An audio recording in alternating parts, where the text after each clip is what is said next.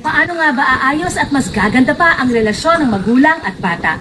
Dapat ma-realize ng magulang na ibang-iba na ang mundo ngayon, iba na ang generation ngayon.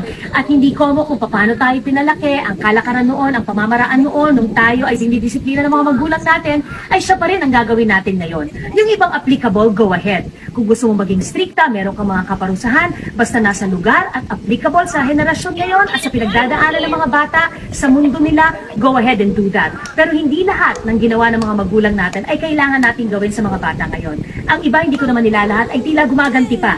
Aba, nung ako ay teenager, bawal yan. So, bawal din dapat ngayon. Hindi nangangahulugan na ganon. O suspoilin na lang ba natin ang mga anak natin? Of course not. Number one, change kung ano yung dapat baguhin mo na dahil hindi na mag-work ngayon sa mga bata ngayon at sa mundo ngayon. Pangalawa, dapat may rules pa rin tayo. Dapat klaro lang kung ano yung sinasabi mong bawal, mag-explain ka kung bakit bawal. Kung may kaparusahan, mag-explain ka rin. At hayaan mong sabihin ng anak mo kung meron siyang pagtutol at nang makapagpaliwanag ka rin ang side mo. Importante ang open communication, ha? Lalo na hanggang lumalaki ito.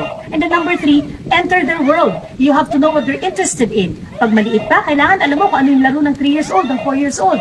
Habang lumalaki, kahit na busy ka, sana may mga ilang araw na hahatid mo sa eskwelahan. Kilala mo ang teacher, kilala mo ang barkada, alam mo kung anong mga interest niya. At kung magagawa mo yan hanggang lumalaki, naku, asahan mo, baka maging best friend mo pa ang anak mo.